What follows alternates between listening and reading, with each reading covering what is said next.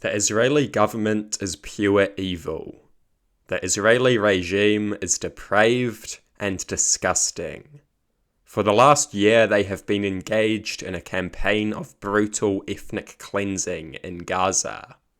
They have slaughtered thousands of women and children. Tens of thousands of civilians lie mangled in the streets. Millions have been displaced.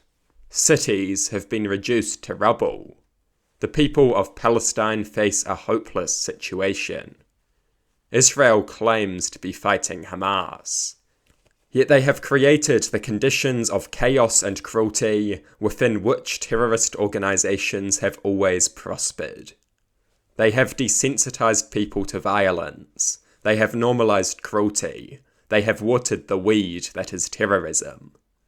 Do you really think making people despise you and desensitizing them to violence is going to make them less dangerous? If you watched your family be slaughtered in front of you, I can guarantee that you would join a terrorist group without question. Israel creates conditions ideal for terrorist organizations to prosper. And of course they do, because this war has nothing to do with defeating Hamas. Anyone who knows anything about terrorist organizations knows that killing masses of civilians is not an effective means of defeating them. Hamas are depraved, bloodthirsty idiots, but so is the Israeli regime. The Israeli regime and Hamas are two sides of the same blood-soaked coin. Only Hamas fights with rifles, and Israel fights with advanced fighter jets. Israel has one very obvious goal in Gaza: ethnic cleansing. They have displaced 2 million Palestinians. They have made the Gaza Strip uninhabitable. It is well known that they want to resettle the Gaza Strip. Multiple high-ranking Israeli government ministers have said that the war should be used to coerce the Palestinians into migrating so Israel can settle the Gaza Strip.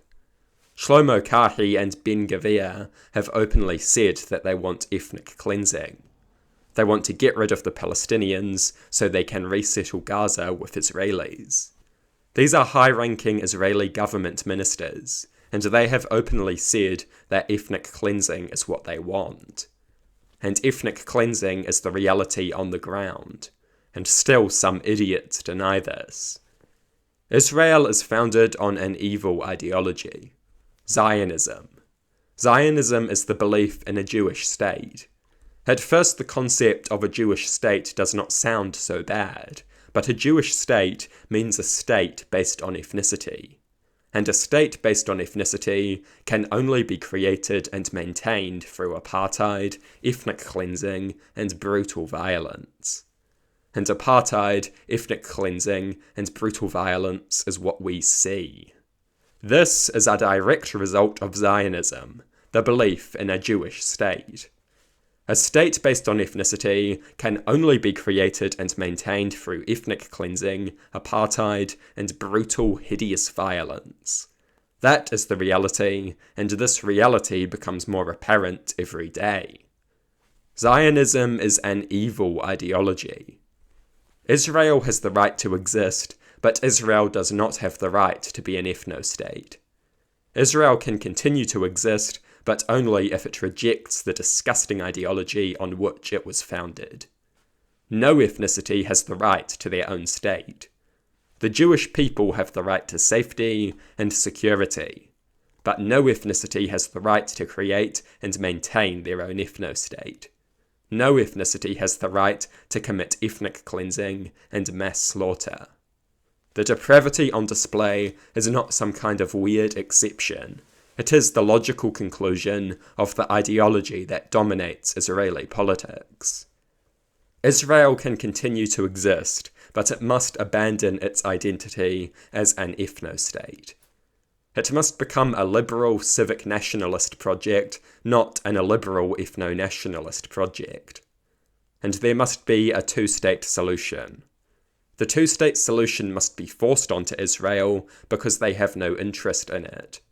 They just want the Palestinians gone. This is not some conspiracy theory. Their government ministers have openly said this. What is happening in Gaza is unspeakably evil. Piles of corpses, crying children looking at the mangled remains of their family members. Anyone who stands with Israel is either extremely ignorant or extremely bloodthirsty. That is the reality. Israel has been detaining Palestinians without justification and without due process for years. The Israelis have been raping detained Palestinians. One man was violated with a metal rod and received serious physical injuries. The Israeli government questioned those involved in a desperate attempt at saving face, and in response to this, countless Israelis took to the streets and started protesting and rioting. Members of the Israeli government defended the rape of Palestinian prisoners. People claimed it was their right to do whatever they wanted with the Palestinian prisoners. The sheer barbaric depravity on display is shocking. The animalistic savagery on display is nothing short of disgusting. And yet some people support this. In towns and cities across this country, bloodthirsty idiots take to the streets with Israeli flags. Desperate to defend child murder, ethnic cleansing, and the rape of Palestinian prisoners. And they dare to accuse those of us who criticize these things of anti-Semitism. We criticize ethnic cleansing and the senseless slaughter of little children, and they call us anti-Semites. This disgusting, disingenuous rhetoric downplays the evil of anti-Semitism. It weakens the seriousness of the accusation. It makes a mockery of the accusation. It legitimizes anti-Semitism. It associates the Jewish people with disgusting crimes. This accusation is itself anti-Semitic. There is nothing anti-Semitic about criticizing mass murder and ethnic cleansing.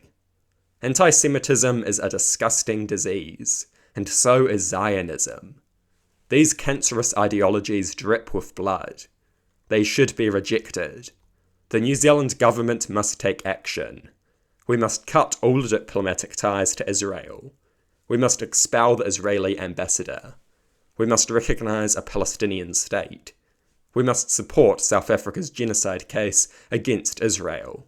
We must supply humanitarian aid to Gaza. We must sanction Israel. We must condemn Israel in the strongest possible terms. Our government must grow a spine and do these things. What can the individual do? Boycott companies associated with Israel's crimes. Protest.